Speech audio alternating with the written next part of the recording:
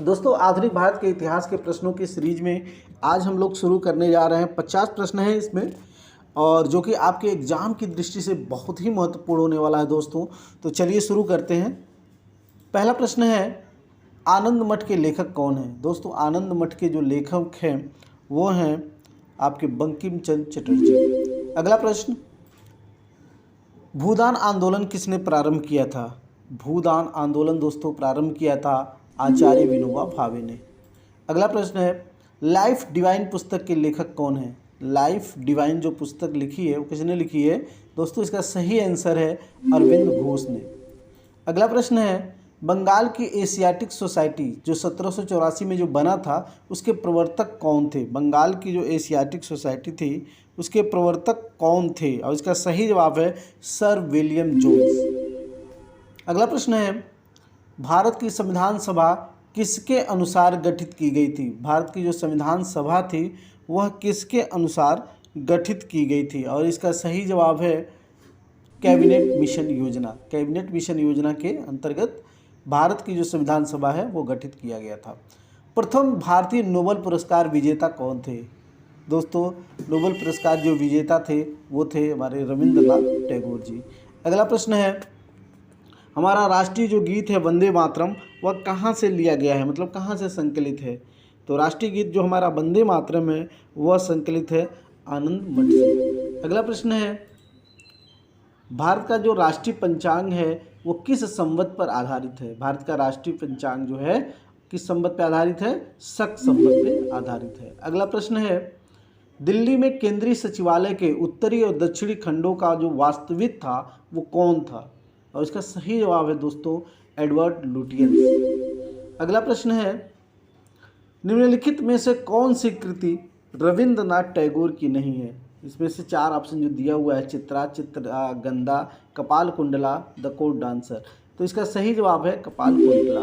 कपाल कुंडला जो है रविंद्रनाथ टैगोर की रचना नहीं है। अगला प्रश्न है, भारत की शासन व्यवस्था में पहली बार प्रतिनिधि एवं लोकप्रिय तत्व को समाविष्ट करने का प्रयास किस माध्यम से किया गया था? कौन सा एक्ट था जिसमें भारत की शासन व्यवस्था जो थी उसका पहली बार प्रतिनिधि और लोक तत्व को समाविष्ट करने का जो प्रयास किया गया था? और इसका सही जवाब है दोस्तों 1892 का भारत परिषद अधिनियम। अगला प्रश्न है, किस गवर्नर के कार्यकाल के दौरान 1921 ईस्वी में कलकत्ता में विक्टोरिया मेमोरियल हॉल का निर्माण किया गया था? जो कलकत्ता में जो विक्टोरिया महल बनाया गया था उसका जो निर्माण किया गया था, ठीक है, वो किसके शासनकाल में किया गया था? और इसका सही जवाब है दोस्तों रीडिंग के समय में किया गया था। इस समय लॉर्ड रीडिंग थे, उन्हीं के समय में किया गया था। अगला प्रश्न है, नई दिल्ली शहर के रूपांकन में कौन शामिल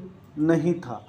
कौन शामिल था दोस्तों? नई दिल्ली शहर के रूपांकन में कौन शामिल था? तो एडवर्ड लुटियन और एडवर्ड बेकर, ये दो लोग शामिल थे इसमें। अगला प्रश्न है, किसने 1898 ईस्वी में, ध्यान दीजिएगा दोस्तों, कि किसने 1898 ईस्वी में बनारस में सेंट्रल हिंदू कॉलेज स्थापित किया गया था जो बाद में बनारस हिंदू विश्वविद्यालय का केंद्र बन गया? और इसका सही जवाब है दोस्तों एनी बेसेंट।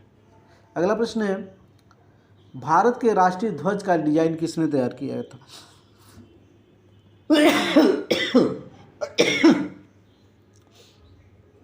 भारत का राष्ट्रीय ध्वज किसने तैयार किया था? और इसका सही जवाब है मैडम भीखाजी कामा ने। दोस्तों, अगला प्रश्न है, देवदास उपन्यास के रचनाकार कौन हैं?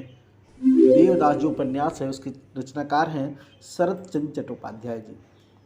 अगला प्रश्न है, चित्रा उपन्यास किसके द्वारा लिखा गया है? चित्रा जो उपन्यास है वह किसके द्वारा लिखा गया है? और इसका सही जवाब है रविंद्रनाथ टैगोर द्वारा।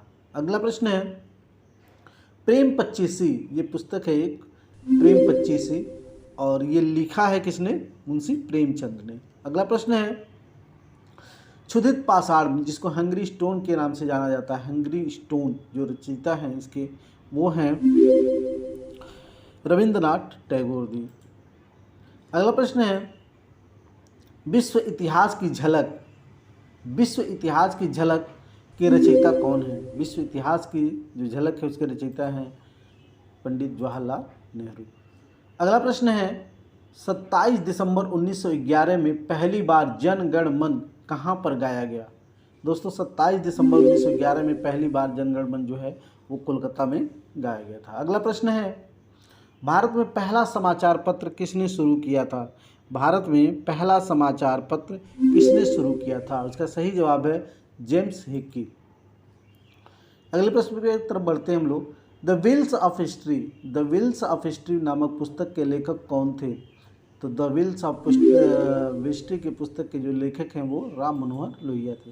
अगला प्रश्न है, पोस्ट ऑफिस के लेखक कौन है? पोस्ट ऑफिस किसने लिखा है? ये पुस्तक है पोस्ट ऑफिस, और ये लिखा है रविंद्रनाथ टैगोर ने। अगला प्रश्न है, निम्न में से किसे इस्पात का चौखटा यानी स्टील फ्रेम की संज्ञा दी गई है? इस्पात का चौखटा, दोस्तों बहुत ही इंपॉर्टेंट क्वेश्चन है ये, और इसका सही जवाब है भारतीय नागरिक सेवा या ICS। अगला प्रश्न है, गोदान, ये तो आप लोग पढ़े ही होंगे, बहुत फेमस पुस्तक है ये गोदान, गोदान और गबन, और ये लिखा है मुंशी प्रेमचंद ने। अगला प्रश्न है, भारत भारती के रचनाकार कौन है? भारत भारती के रचनाकार हैं मैथिली शरण गुप्त जी। भारत भारती के रचनाकार कौन है? मैथिली शरण गुप्त जी। अगला प्रश्न है, सैडलर आयोग का संबंध किससे था? दोस्तों सैडलर आयोग जो था वह शिक्षा से संबंधित था। अगला प्रश्न है, ब्रिटिश ने भारत में प्रांतीय स्वायत्तता कब से लागू कर दिया था? प्रांतीय स्वायत्तता कब से लागू कर दिया था? ये कौन सा एक्ट आया था जिसमें प्रांतीय स्वायत्तता को जन्म दिया? और इसका सही आंसर है भारत सरकार अधिनियम 1935। अगला प्रश्न है, खिलाफत आंदोलन आरंभ किया गया था? दोस्तों खिलाफत आंदोलन जो आरंभ किया गया था वो अली बंधुओं द्वारा आरंभ किया गया था। दोस्तों अगला प्रश्न है, भारत में सिविल सेवाओं का सूत्रपात किसने किया? और सिविल सेवाओं का जन्मदाता, सिविल सेवाओं की जो शुरुआत किया था वो शुरू किया था लॉर्ड कॉर्नवालिस ने। अगला प्रश्न है, निम्नलिखित कथनों पर विचार कीजिए। पहला है, इंग्लैंड की रानी 1858 में भारत की महारानी घोषित हुई। राजा जॉर्ज पंचम तथा रानी मैरी ने 1911 ईस्वी में दिल्ली दरबार रखा। दोस्तों इसमें से एक ही कथन सही है, वो दूसरा कथन सही है, मतलब जो राजा जो जॉर्ज पंचम थे और रानी मैरी 1911 में दिल्ली दरबार में रखा था इन्होंने, तो केवल 2 सही होगा इसमें। अगला प्रश्न है, अमृत बाजार पत्रिका की स्थापना की थी? अमृत जो बाजार पत्रिका थी उसकी स्थापना किसने की थी? दोस्तों इसका सही जवाब है शिशिर कुमार घोष ने। अगला प्रश्न है, निम्नलिखित अखबारों में से कौन सा मुख्यतः उदारवादियों की नीतियों का प्रचारक था? उदारवादी नीतियों का प्रचारक इसमें से कौन सी पुस्तक थी? दोस्तों इसका सही जवाब है लीडर। अगला प्रश्न है, झंडा गीत किसने लिखा है? दोस्तों झंडा गीत लिखा है श्यामलाल गुप्त पार्षद ने। अगला प्रश्न है, नागरिक सेवाओं के लिए प्रतियोगी परीक्षा प्रणाली को सिद्धांत स्वीकार किया गया, यानी सिविल सेवा परीक्षा शुरू की गई थी, ये कब से शुरू किया गया था? दोस्तों इसका सही जवाब है 1853 में। अगला प्रश्न है, निम्नलिखित अधिनियम के तहत लॉर्ड कॉर्नवालिस को अपनी काउंसिल के फैसलों को रद्द करने का अधिकार मिल गया। किसमें मिला था ये? दोस्तों इसका सही जवाब है 1786 का एक्ट। 1786 के एक्ट में लॉर्ड जो कॉर्नवालिस था उसको अपनी काउंसिल के फैसलों को रद्द करने का अधिकार मिल गया था। अगला प्रश्न है, उपन्यास दुर्गेश नंदिनी के लेखक कौन है? दुर्गेश नंदिनी के लेखक जो हैं उसका सही जवाब है बंकिम चंद्र चटर्जी। बंकिम चंद्र चटर्जी जो हैं दुर्गेश नंदिनी के लेखक हैं। अगला प्रश्न है, भारतीय राजनीति में 1947 के बाद किस महिला ने सर्वाधिक योगदान दिया था?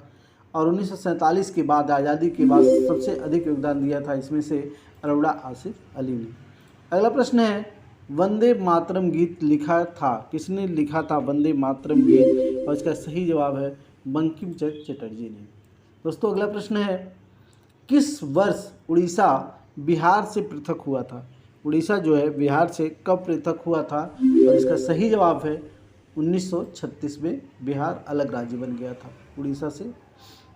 उड़ीसा बिहार से अलग हो गया। अगला प्रश्न है, 1878 का वर्नाकुलर जो प्रेस एक्ट आया था वो किसने रद्द कर दिया? वर्नाकुलर प्रेस किसने रद्द कर दिया? इसका सही जवाब है लॉर्ड रिपन। अगला प्रश्न है, अमेरिका में फ्री हिंदुस्तान अखबार किसने शुरू किया था? फ्री हिंदुस्तान जो अखबार था वह किसने शुरू किया था? दोस्तों इसका सही जवाब है तारक नाथ दास ने। इंडियन अनरेस्ट का लेखक कौन था? इंडियन अनरेस्ट एक पुस्तक है, बहुत ही फेमस पुस्तक है ये, और ये लिखा था वैलेंटाइन सिरोल ने। अगला प्रश्न है, स्वदेश वाहिनी के संस्थापक थे, संपादक कौन थे? स्वदेश वाहिनी के संपादक कौन थे? और इसका सही जवाब है के रामकृष्ण पिल्ले।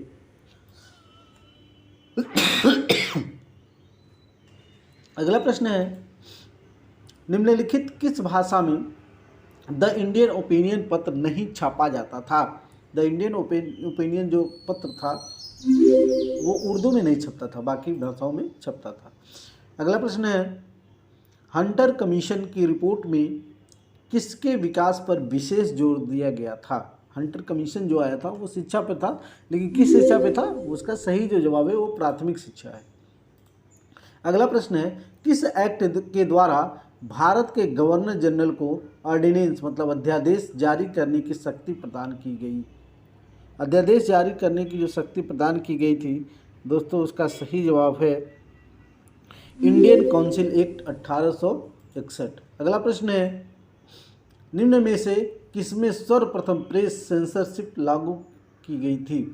प्रेस सेंसरशिप लागू किया था, इसका सही जो जवाब है वो है वेलेस्ली। अगला प्रश्न है, और इस सीरीज का 50वां प्रश्न है, निम्नलिखित में सबसे बाद क्या हुआ था? दोस्तों स्थायी बंदोबस्त, बंगाल का विभाजन, सहायक संधि और हड़प नीति। तो इसमें सबसे बाद में जो किया गया था वो बंगाल का विभाजन किया गया था, 1905 में हुआ था, ये 1905 में बंगाल विभाजन। ओके दोस्तों, थैंक यू। और 50 प्रश्न ये एक बार और आप फिर से इस वीडियो को देख लीजिए, ताकि एकदम आपसे ये 50 क्वेश्चन तैयार हो जाए जो आपके एग्ज़ाम के दृष्टिकोण से बहुत ही महत्वपूर्ण होने वाले हैं। Okay, thank you.